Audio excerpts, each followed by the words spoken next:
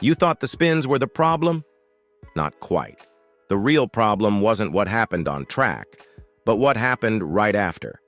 2 spins in FP2, 1 ruined set of rear tires, and then Lewis Hamilton calmly asks over the radio, "We're still 8/10ths off. What's the plan?" And instead of a clear, confident reply, he gets silence, followed by a vague mention about ride quality. That wasn't an answer. That was a white flag. And that's where the real story begins. Because Hamilton didn't come to Ferrari to accept silence, he came to demand solutions. Let's rewind just a bit. FP1 had been a mess. Hamilton in P14, Charles Leclerc in P15. The car looked unstable, unpredictable, snapping under throttle on corner exits like it couldn't decide what it wanted to be. Then came FP2, and Hamilton managed to drag the car up to P6. He was pushing hard, chasing every fraction of a second, even if it meant taking risks the SF25 clearly wasn't built for. Before his second spin, he was actually building a strong lap, a 10th up in Sector 2 and another 0.1 to 50 likely to come in the final corner. That lap was alive. You could see it working, until the car snapped. Not because Hamilton made a huge mistake, but because the car didn't trust him the way he trusted it. That's when the tension really started to boil.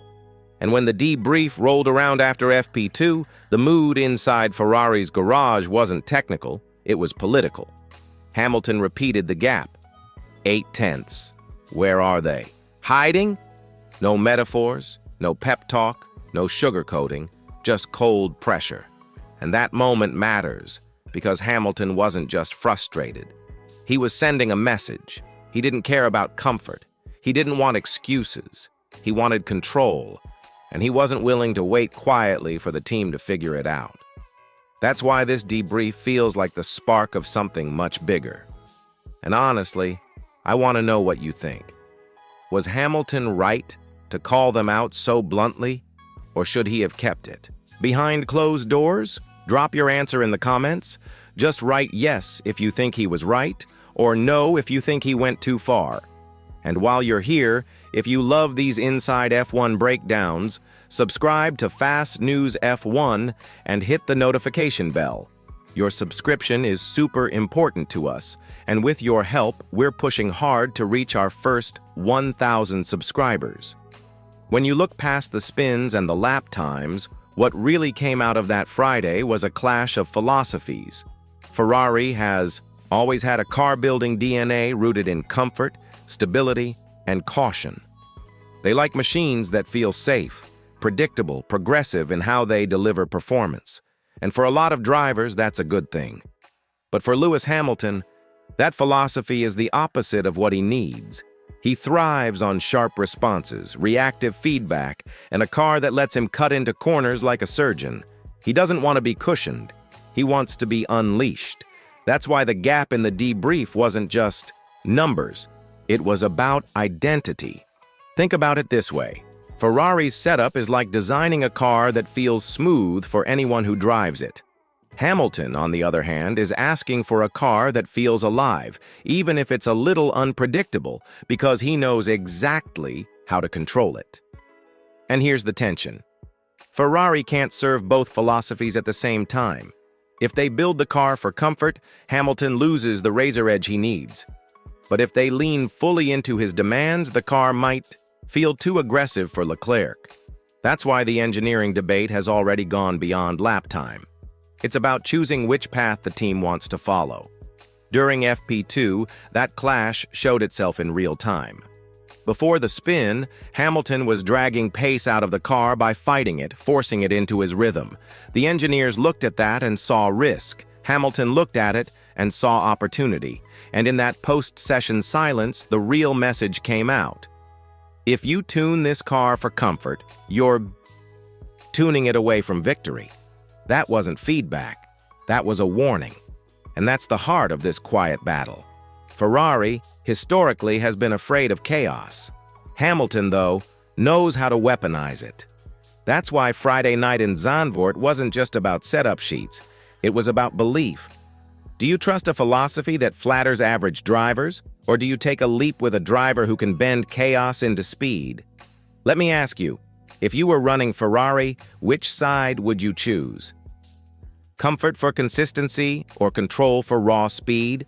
Let me know in the comments. And if you're enjoying this breakdown of Hamilton's Ferrari revolution, hit like right now. It tells YouTube to share this video with more F1 fans who want the inside story. Friday night, things took a sharp turn.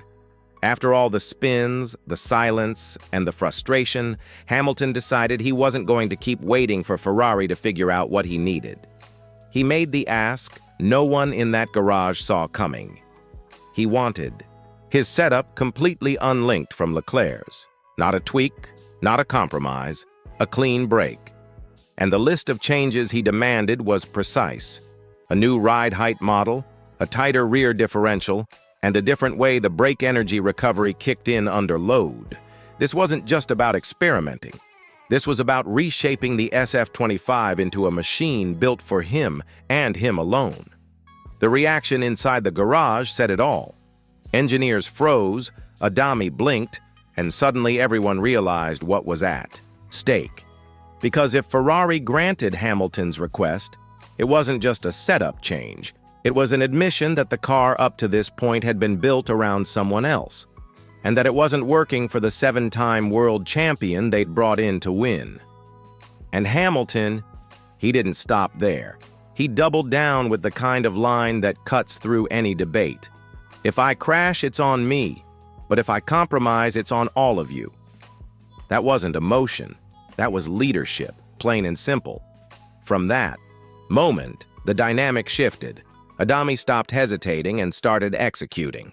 Real-time call patterns were adjusted to Hamilton's preferences, brake bias updates came quicker, strategy filters were stripped away, and suddenly Lewis had a car, and an engineer, that actually responded to his instincts. It wasn't about lap time anymore. It was about control. For the first time since joining Ferrari, Hamilton wasn't just giving feedback, he was being listened to and acted upon instantly. That's why this moment feels like the quiet start of a coup. No speeches, no headlines, just a driver taking ownership of a team one decision at a time. And I want to know what you think. Who had the harder job here? Hamilton for demanding change, or Adami for agreeing to shift the entire program? Drop your vote in the comments. And don't forget, if you want to follow every step of this unfolding battle inside Ferrari, subscribe to Fast News F1 and turn on the notification bell. Your subscription really matters. We're on the road to 1,000, and with your help, we'll get there. By Saturday morning, Ferrari wasn't just running 2 cars.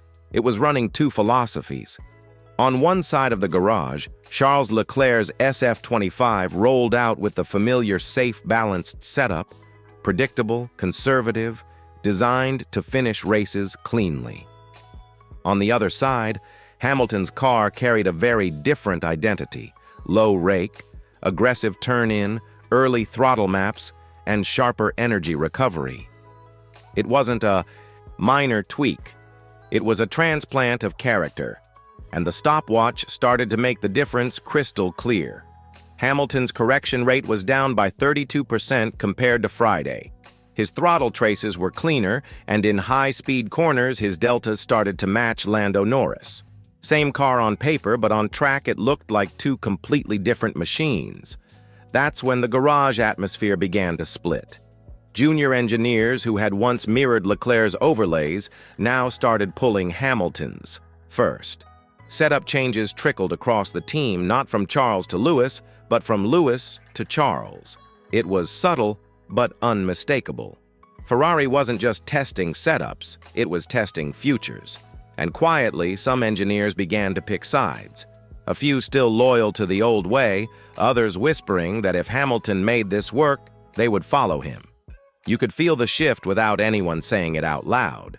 This is how control in Formula One really changes hands, not with press releases, but with data, with overlays, with engineers deciding whose car they believe in more. And the deeper question here isn't about lap times. It's about who Ferrari trusts to take them forward. Because if Hamilton proves that his aggressive direction works, the balance of power won't just tilt, it will collapse. So let me ask you, if Ferrari had to commit today, would you stick with the safe route they've always taken, or bet on Hamilton's riskier but faster philosophy?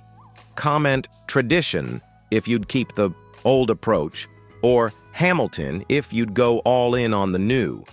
And if you're enjoying this inside look, make sure to like the video. It tells YouTube to push it to more F1 fans like you. By the time qualifying approached, it wasn't just about grid positions anymore. Inside Ferrari, the war room was already split. One camp stuck with the cautious setup, already scripting excuses in case things went wrong. The other camp quietly rallied around Hamilton, convinced his aggressive direction was the only way forward. And above them, Fred Vasseur didn't say much, but he didn't need to. He knew what was happening. A quiet revolution was taking shape, one that no slogan or PR line could stop.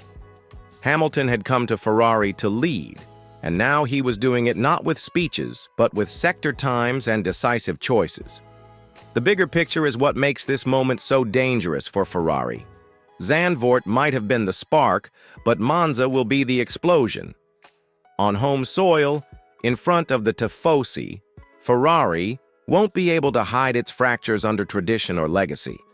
If Hamilton's setup puts him ahead of Leclerc there, the ripple won't just stay in the garage.